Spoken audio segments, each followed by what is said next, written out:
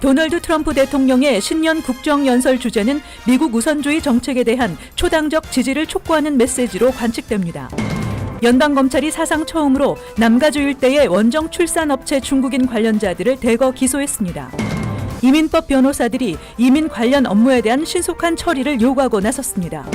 공화당이 시민권자의 부모와 성인 자녀 등 직계가족 초청 이민까지 불허하는 연쇄 가족 이민 폐지를 재추진하고 있습니다. 맨하탄 교통 혼잡세 정책 시행을 앞두고 지역 정치인들이 MTA의 예산 사용 계획을 공개할 것을 강력히 요구하고 나섰습니다. 이상은 이 시각 주요 뉴스입니다. 시청자 여러분 안녕하십니까? KBN 뉴스입니다. 도널드 트럼프 대통령의 신년 국정연설 주제는 위대함을 선택하기로 설정됐습니다. 트럼프 행정부의 슬로건인 미국을 더욱 위대하게의 연장선으로 미국 우선주의 정책에 대한 초당적 지지를 의회에 촉구하는 메시지로 관측됩니다. 보도에 지한샘 기자입니다. 트럼프 대통령은 화합의 비전을 제시하고 야당과의 관계를 개선한다는 의미에서 내일 국정연설의 주제를 위대함을 선택하기로 결정한 것으로 알려졌습니다. 트럼프 대통령은 멕시코 국경 장벽 건설을 둘러싸고 민주당과 연방정부의 셧다운을 초래하는 등 갈등을 겪었으나 이번 연설에서는 분노를 토로하는데 많은 시간을 쓰지 않을 것으로 보입니다. 대통령은 많은 영역을 다루는 연설이 될 것이지만 그 가운데 일부는 화합이 될 것이라고 연설의 성격을 예고했습니다. 국정연설은 이민, 통상, 기간시설, 의약품 가격 책정, 국가안보 등 크게 5개 주요 분야로 구성될 것으로 보입니다. 국가안보 분야에서는 미국과 핵 협상을 진행하고 있는 북한에 어떤 메시지가 전달될지 주목됩니다. 트럼프 대통령은 베트남 다낭에서 이달 말 열릴 것으로 관측되는 2차 북미 정상회담의 장소와 일정을 발표하거나 의제와 목표를 언급할 가능성도 거론되고 있습니다. 그 외에 대통령은 보건 비용을 낮추는 방안, 대규모 기관시설을 건립하는 정책 등을 의회에 요구하고 국제 통상 분야에서 북미 자유무역협정을 대체한 미국, 멕시코, 캐나다 협정의 의회 비준을 촉구할 것으로 보입니다. KBN 뉴스 지한샘입니다. 그동안 미국으로의 원정 출산에 대한 단속은 있었지만 기소된 사례는 없었는데요. 연방검찰이 사상 처음으로 남가주 일대의 원정 출산 업체에 범죄 혐의를 적용해 중국인 관련자들을 대거 기소했습니다. 연방검찰은 LA의 중국계 원정 출산 업체 스타 베이비 케어를 비롯해 얼바인의 유윈 USA 베케이션 서비스와 샌버나디노의 USA 해피 베이비 등 3개사 대표 등 20명을 기소했다고 밝혔습니다. 검찰의 기소장에 따르면 이들은 중국에서 원정 출산을 원하는 임산부들을 모집해 미국에 입국시켰으며 관광비자 신청서에 가짜로 직업과 학력 등을 기재하도록 유도한 것으로 드러났습니다. 연방검찰은 이들에게 사기와 이민 사기, 돈 세탁과 신분 도용 등의 혐의를 적용해 기소 결정을 내렸습니다. 이민국과 국세청까지 동원된 이번 수사는 LA와 오렌지 카운티 등의 지역에서 장기간에 걸쳐 이루어져 중국 내에서 공공연히 10만 달러면 태어날 아기를 미국 시민권자로 만들 수 있다고 홍보하는 업체들의 철퇴를 내렸습니다. 중국인 원정 출산 최대 업체인 스타베이비 케어의 중국 웹사이트에는 1999년 문을 연 이후 8,000명이 미국 시민권을 받았다고 소개한 것으로 나타났습니다. 기소장을 통해 닉 해나 연방검사는 원정 출산은 미국의 이민법에 반하는 명백한 범죄라며 선의를 갖고 미국에 입국하는 대다수 외국인들에게도 피해를 입힐 수 있다는 차원에서 엄중하게 다룰 이슈라고 엄중 처벌할 의사를 밝혔습니다. 최근 이민서비스국의 이민서류 적체 현상이 심화되고 있는 가운데 이민법 변호사들이 관련 업무에 대한 신속한 처리를 요구하고 나섰습니다. 15,000명 이상의 이민법 변호사가 소속된 미국 이민법 변호사협회는 지난 4년 사이 각종 이민 관련 신청 서류 증가율에 비해 신청자들의 대기 시간은 무려 2배 가까이 늘어났다며 이로 인해 수많은 가족과 취약계층, 업주들이 피해를 입고 있다고 밝혔습니다. 이민법 변호사협회에 따르면 시민권 신청의 경우 지난 2016년에는 신청서 접수 후 인터뷰까지 평균 대기 시간이 5.6개월이었지만 2018년에는 2배 가까이 늘어난 10.2개월이었습니다. 이민법 변호사협회는 현재 이민서비스국은 이민자 또는 친청자들을 위한 서비스 제공에 집중하는 것이 아니라 이민자 단속 등을 위한 제3의 기관으로 변모하고 있다고 성토했습니다. 이 협회는 이민서비스국이 신속한 업무 처리를 위해 업무 오피스 증서를 4% 늘렸는데 오히려 적체 현상은 심화됐다며 이민서비스국의 시스템 개혁이 시급하다는 것을 보여주고 있다고 주장했습니다. 이민서비스국의 통계에 따르면 시민권과 영주권 등 39개 부문 접수 현황에서 지난 3분기까지 총 585만 5,769건의 신청서가 계류 중인데 이는 1분기 545만 9,512건에 비해 40만 건 이상 늘어난 것입니다. 트럼프 대통령의 이민 개혁의 하나로 추진되어 왔던 연쇄 가족 이민 폐지 법안이 발의돼 귀추가 주목되고 있습니다. 공화당이 시민권자의 부모와 성인 자녀 등 직계가족 초청 이민까지 불허하는 연쇄 가족 이민 폐지를 재추진하고 있습니다. 공화당 조디 하이스 의원이 최근 연쇄 가족 이민 폐지 법안을 연방 하원에 발의했다고 반이민 보수 단체 넘버 USA가 전했습니다. 이 법안은 시민권자의 부모와 성인 자녀 초청 이민을 폐지하고 시민권자의 미성년 자녀와 배우자만을 초청 이민 대상으로 제한하는 내용을 담고 있습니다. 넘버 USA는 연쇄 가족 이민이 폐지되면 합법 이민 규모가 대폭 줄어들 것이라며 영주권 발급 건수가 연간 27만 건 감소할 것으로 추산했습니다. 이 법안에는 공화당 스캇 페리 의원 등 7명이 서명한 것으로 알려졌습니다. 연쇄 이민 폐지는 트럼프 대통령이 취임 첫 해부터 이민개혁 4대 과제로 정해 추진됐던 주요 이슈 중 하나여서 국경장벽 건설과 함께 또 다른 이민정책 갈등 요인이 될 것으로 예상되고 있습니다. 맨하탄 96가 남쪽 진입 택시에 대한 교통혼잡세 부과가 곧 시행될 전망입니다. 교통혼잡세 가처분 판결을 내렸던 주 법원이 가처분 판결을 해제했습니다. 법원은 판결문에서 택시 노조의 반대 소송은 계속 진행하되 교통혼잡세 도입을 더 이상 늦출 수는 없다고 밝혔습니다.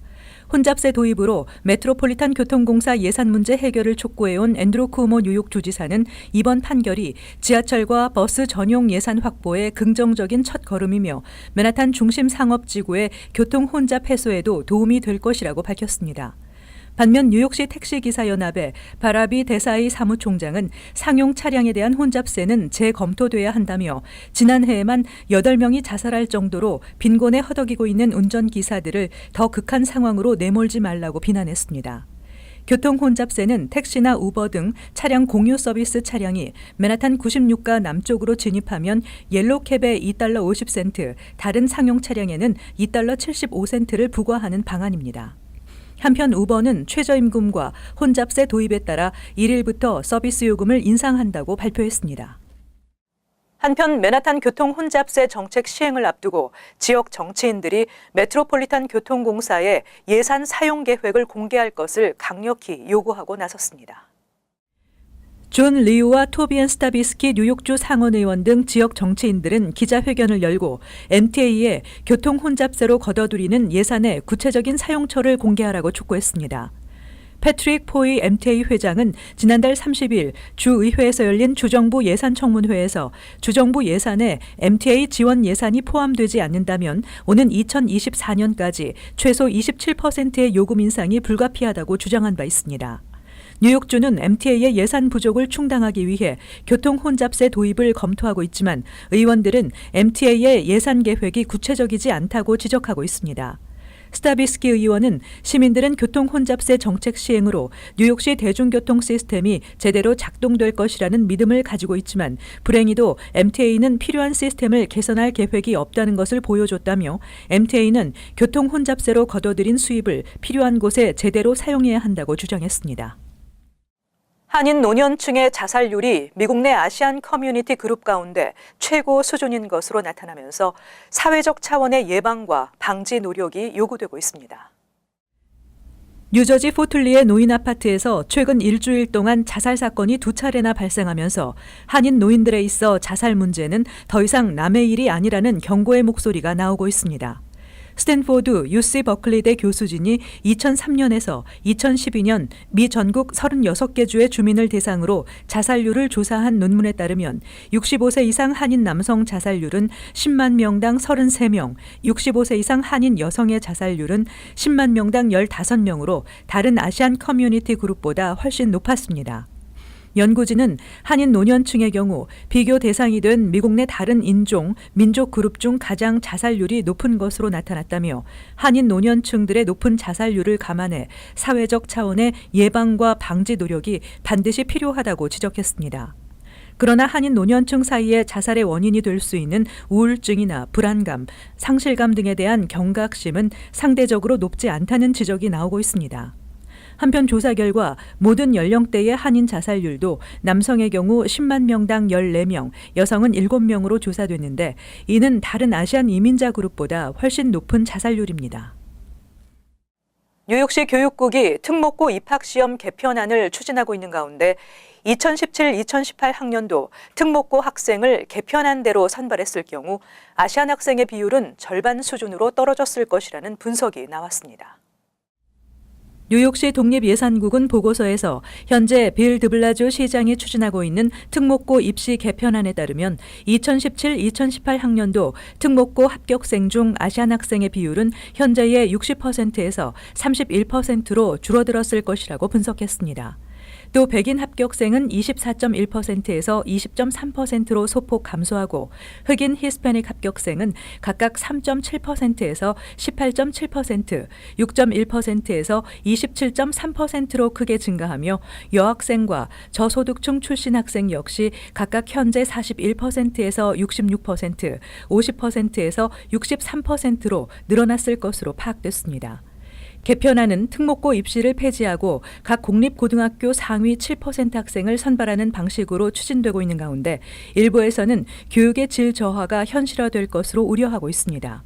보고서에 따르면 교육국의 제안대로 각 중학교 상위 7%의 학생이 특목고 입시를 통과할 경우 합격생 중 주 표준 시험의 영어 과목에서 레벨 4를 받은 학생의 비율이 2017-2018 학년도 실제 합격생의 67%에서 58.3%, 수학은 85.8%에서 64.6%로 줄어들었을 것으로 파악됐습니다. 또 선발된 학생 중 하위권 500명은 수학에서 불합격 수준인 레벨 1, 2를 받고 영어에서는 77%가 레벨 1, 2의 점수를 받은 학생일 것으로 분석됐습니다. 트럼프 행정부가 불투명한 처방약 가격의 인하를 위해 의약품 유통에서 발생하는 리베이트를 규제하기로 했습니다. 연방보건복지부는 의약품 유통 과정의 리베이트 규제안을 발표했습니다. 이번 조치는 약 가격의 3분의 1 가까이를 차지하는 리베이트 비용을 없애 가격 인하를 유도해 소비자들이 혜택을 볼 수 있도록 하기 위한 것입니다. 규제안은 우선 메디케어 처방약 플랜과 메디케이드, 매니지드 케어 플랜에 적용한 후 점차 확대할 방침입니다. 보건복지부 관계자는 제약업체가 구입자에게 직접 리베이트를 제공하는 방식으로 유통 중개인에게 돌아가는 인센티브를 없애면 처방약 값은 물론 건강보험 가입자들의 본인 부담금도 크게 줄어들 것이라고 설명했습니다. 이번 조치는 경쟁 촉진, 협상 과정 개선, 표시 가격 인하, 본인 부담금 완화 등 트럼프 정부가 지난해 5월 발표한 약값 인하 정책의 일환입니다. 이 같은 움직임에 보험사와 CVS 등 약 판매업체들은 제약업체의 리베이트는 보험료를 낮추는 데 쓰이고 있다며 강력하게 반발하고 있습니다.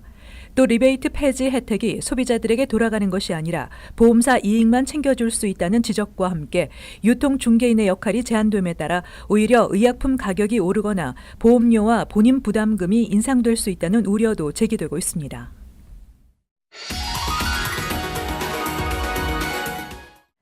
이어서 LA 지역 한인사회 소식입니다. LA 통합교육구 소속 학교 경찰이 수년간 근무하면서 일을 안 했음에도 불구하고 오버타임을 꼬박꼬박 챙긴 혐의로 경찰에 적발됐습니다. LA 카운티 검찰은 LA 통합교육구 소속 학교 경찰인 34세 줄리아나 키시크 씨는 통합교육구의 급여 관련 시스템을 조작한 후 일을 하지 않은 날에도 오버타임 페이를 받아간 혐의로 기소됐다고 밝혔습니다. 캐스크는 지난 2014년부터 2017년 사이 총 63차례에 걸쳐 오버타임 페이 $27,000를 부당하게 지급받은 것으로 나타났습니다. 한편 줄리아나 키스크가 유죄 판결을 받을 경우 최대 징역 5년 8개월을 구형받을 수 있습니다. 대부분의 어린이들이 칫솔질을 할 때 치약을 과다 사용한 것으로 나타났습니다.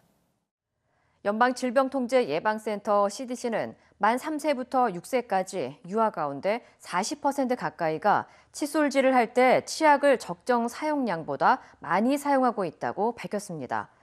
특히 당국은 해당 연령대 유아의 치약 적절량은 완두콩 1개의 분량이지만 대부분의 어린이들은 칫솔면의 전체를 덮을 정도의 치약을 사용하고 있다고 설명했습니다. 당국은 어린이들이 치아 형성기에 불소 함유 치약을 과다 사용할 경우 나이가 들었을 때 치아 표면에 줄이 가거나 갈색 반점 등이 생길 수 있는 만큼 부모들의 각별한 주의가 필요하다고 강조했습니다. 이어서 간추린 소식입니다. 국회 문희상 의장을 비롯한 한국 국회 대표단이 13일과 14일 뉴욕을 방문합니다. 이들은 뉴욕에서 동포초청 간담회와 코리아 소사이어티 연설, 홍진 선생 유족인 홍창유 여사 초청 오찬 행사 등을 가질 예정입니다.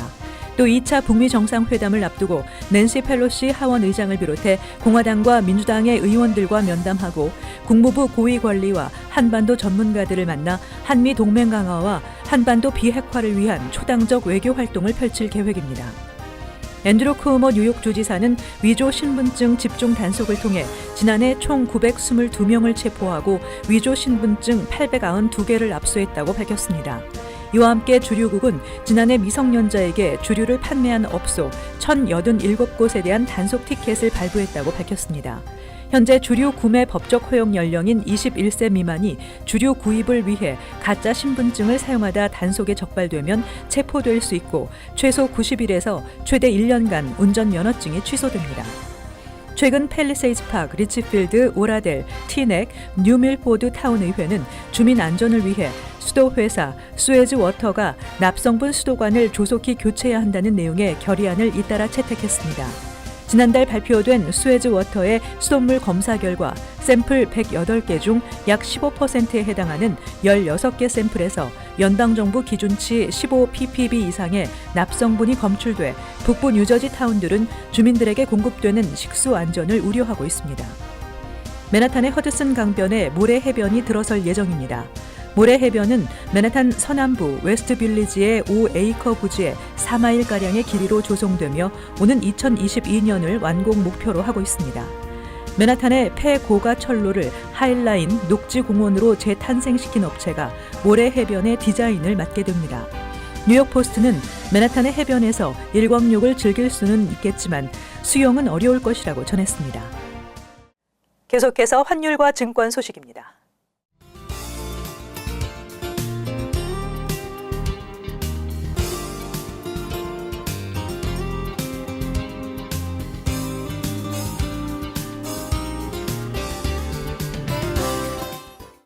끝으로 날씨 전해드립니다. 화요일 오전에 안개가 예상되지만 대체로 맑겠습니다. 낮 최고 기온은 59도, 섭씨 영상 15도, 밤 최저 기온은 32도, 섭씨 0도 예상됩니다. 수요일은 대체로 흐리겠습니다. 목요일 흐리고 비가 예상됩니다. 이상으로 KBN 뉴스를 마칩니다. 시청해주신 여러분 고맙습니다.